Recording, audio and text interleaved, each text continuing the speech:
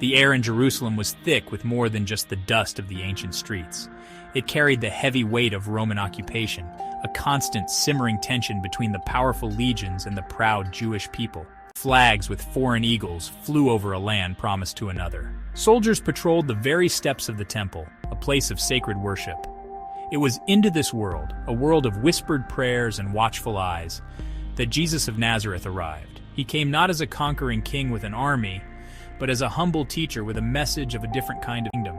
His presence stirred the city, creating ripples of hope among the poor and weary, but also waves of concern among those who held power and feared change. As the Passover festival drew near, the city swelled with pilgrims from far and wide, their hearts filled with anticipation and remembrance. Yet, for Jesus and his closest followers, this Passover would be unlike any other. He knew his time was short. In a quiet upper room, away from the crowded streets and the prying eyes of his enemies, he gathered his 12 disciples. This was not just a meal, it was a final lesson, a final act of intimate fellowship. Here, talked with him, listened to him, and loved him, he prepared to share his heart one last time, to give them a memory that would sustain them through the darkness that was about to fall. During this Last Supper, Jesus took simple bread, blessed it, and broke it. "Take and eat," he said, "this is my body." Then he took a cup of wine, gave thanks, and shared it with them, saying, "This is my blood of the covenant, which is poured out for many for the forgiveness of sins." In these simple, profound actions, he was painting a picture of the sacrifice he was about to make.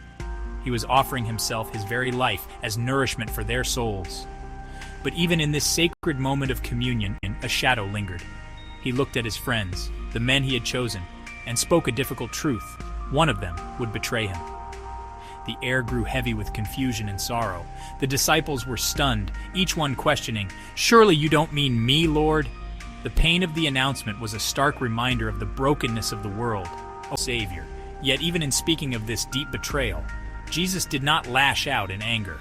He continued to serve, to teach, and to love.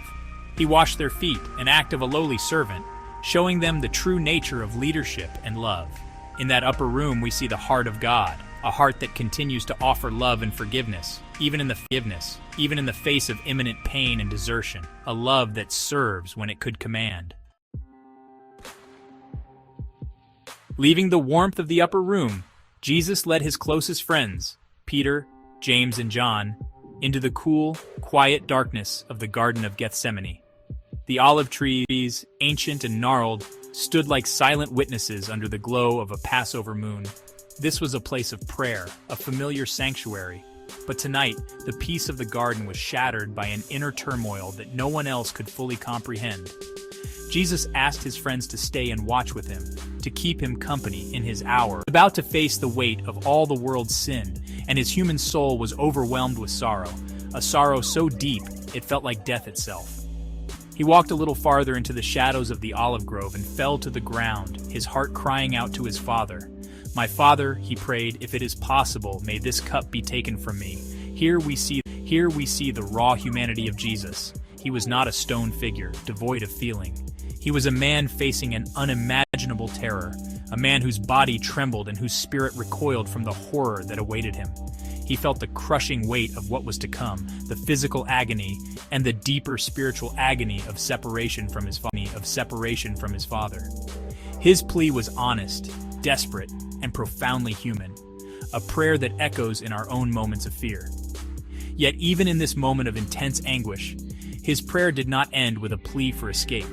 It ended with a declaration of perfect trust. "Yet not as I will, but as you will," he could. This is where fear meets faith, where human will bows to the divine plan. In the quiet of the garden, Jesus made a choice. He chose obedience. He chose the path of the cross, not because it was easy, but because it was the Father's will and the only way to bring salvation to the world. He surrendered his own desires for the sake of a love that was greater than his own suffering. Suddenly, the stillness of the garden was broken by the flicker of torches and the clang of weapons.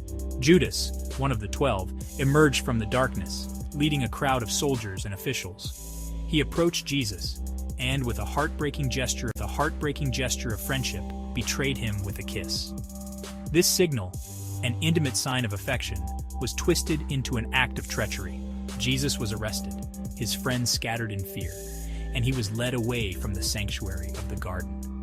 The lonely prayer had ended, and the path to the cross had truly begun, marked by the sting of betrayal from one he had called a friend. Dragged from the garden, Jesus began a long and lonely night of judgment. He was not led to a court of justice, but to a series of sham trials designed to secure his condemnation. First, he was taken before the high priests and the Sanhedrin, the Jewish ruling council. They gathered under the cloak of darkness, not to seek truth, but to build a case against him. False witnesses were brought forward, their stories contradictory and weak. They accused him of blasphemy, twisting his words about rebuilding the temple. Through it all, Jesus remained mostly silent, a calm and dignified presence in a room filled with chaos and hatred. The religious leaders were desperate to find a charge that would stick, and they finally found it when Caiaphas asked him directly, "Are you the Christ, the Son of the Blessed One?"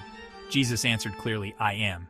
For them, this was the ultimate blasphemy, a man claiming to be God. Their verdict was swift and furious. He deserved to die. But they did not have the authority under Roman law to carry out a death sentence. So, as the sun began to rise, they bound Jesus and led him to the Roman governor, Pontius Pilate. The charge was no longer religious, it was political. They accused Jesus of sedition, of claiming to be a Caesar. Pilate, a man caught between his duty to Rome and the pressures of a volatile crowd, could find no fault in Jesus. He saw a peaceful man, not a political revolutionary. He tried to release him, offering the crowd a choice between Jesus and a notorious criminal named Barabbas. But the crowd, stirred up by the chief priests, roared for the release of Barabbas and screamed for the crucifixion of Jesus. Pilate washed his hands before them, a symbolic gesture of absolving himself of responsibility, but it could not wash away the injustice. He gave in to their demands, surrendering an innocent man to a brutal fate to keep the peace. The verdict was given, and the suffering intensified. Roman soldiers took Jesus and subjected him to horrific cruelty. They scourged him, tearing his back with a whip embedded with bone and metal. They mocked his kingship, pressing a crown of long, sharp thorns onto his head, dressing him in a purple robe, and bowing to him in jest. They spat on part of the price he was paying. He endured this agony not with retaliation or anger, but with a quiet strength and a love that refused to be extinguished by the world's hatred, beginning his final, painful walk to the place called Golgotha. Forced to carry the heavy wooden beam of his own cross, Jesus stumbled through the streets of Jerusalem. The path to Golgotha, the place of the skull, was a spectacle of public humiliation and pain. The very people who had welcomed him with palm branches just days before now watched, jeered, or wept as he passed. His body, broken and bleeding from the scourging, struggled under the immense weight. When he fell, a man from the crowd, Simon of Cyrene, was compelled to carry the cross for him. Finally, they reached the hill outside the city walls, where he was stripped of his clothes and nailed to the wood between two thieves. High on that cross, suspended between heaven and earth, yet, even in his agony, his words were not of condemnation, but of compassion.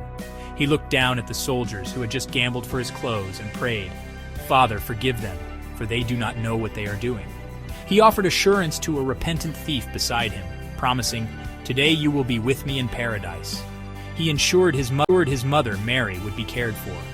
These were not the words of a defeated victim, but the actions of a victorious Savior, completing his mission of love and redemption even as he breathed his last. As darkness covered the land in the middle of the day, Jesus cried out, "It is finished," and gave up his spirit.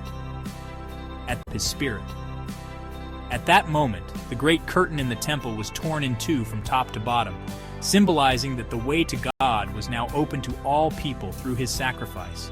His body was taken down from the cross and laid in a borrowed tomb, a cold, dark cave sealed with a massive stone. For his followers, believed was the Messiah was dead and buried.